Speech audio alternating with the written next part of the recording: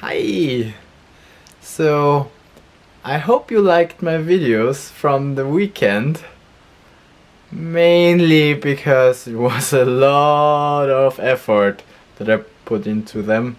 Like watching all the videos I recorded and then, getting the best parts and whatever. It's rendering now.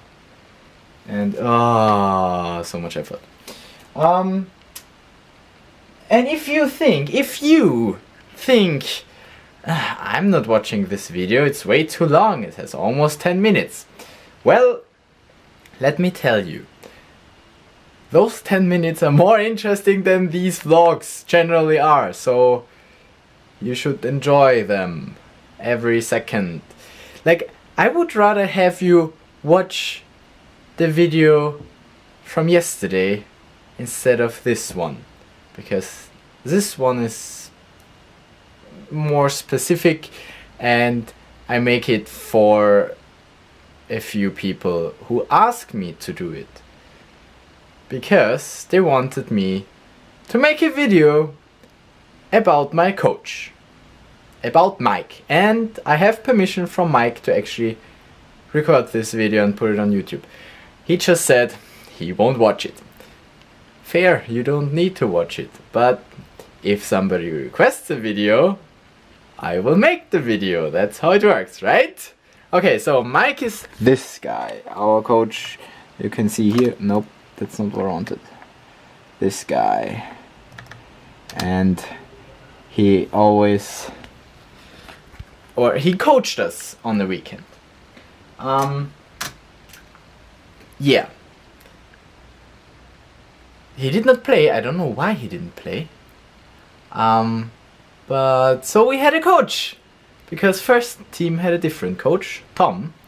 Tom is a good coach. And Mike is a fair coach. I mean, I'm glad we had a coach. Like, it brought discipline in our team. Because we had times to go to warm up. And he did the warm-up, he told us what to do, now stretching, now we have a quick drill. I mean, I was not so happy with warm-up because for me it was not long enough. I need more warm-up. Also, we didn't have a nice location to warm up. Like, there was not enough space, and you can only do a good drill if there's enough space, I think. So I wasn't all motivated for the warm-up, and a bad warm-up is really bad for your game. But anyway, back to Mike. I think it was really cool that he told us every time we had a line. He told us, you and you and you run the weave, and on defense, you and you are wings, you and you go deep, and you chase, usually two people chase and one goes deep. Anyway, he told us what to do, basically. So that was cool, so we don't have to figure it out ourselves. So it has more structure. Also, it's really cool to have someone watching the games, because then you see more of the things than if you're just playing. I found that out when watching the videos for my for the two clips, and the points felt totally different when I was on the field playing than when I watched it. When I watched it, I was like, wow, we played really bad. But on the game, I was like, yeah, we played fair. So yeah, it was good that he told us you should treasure the disc more, and you should do this, and you should do that. That was cool. Now we come to the points that I think are not so cool. There was one specific instance of him calling a timeout in a game where we were far behind. And basically what he said to us in the timeout was, guys, can we please stop playing like shit? These are not the exact words, but something negative like this is what he said. And then I was like, yeah, why do you call a timeout to tell us? I mean, yeah, we know we're not the best right now, because otherwise we wouldn't be so far behind. It's not so ideal to call a timeout if you're far behind, because time plays against you if you want to catch up. Also, from a just personal point of view, I want to play, and you just called a timeout, and I need to wait for 30 seconds to continue playing. That was basically what was in my head, because I ignored what he said.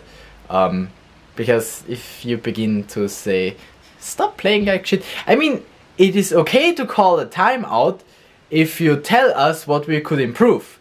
Like, okay, let's try this.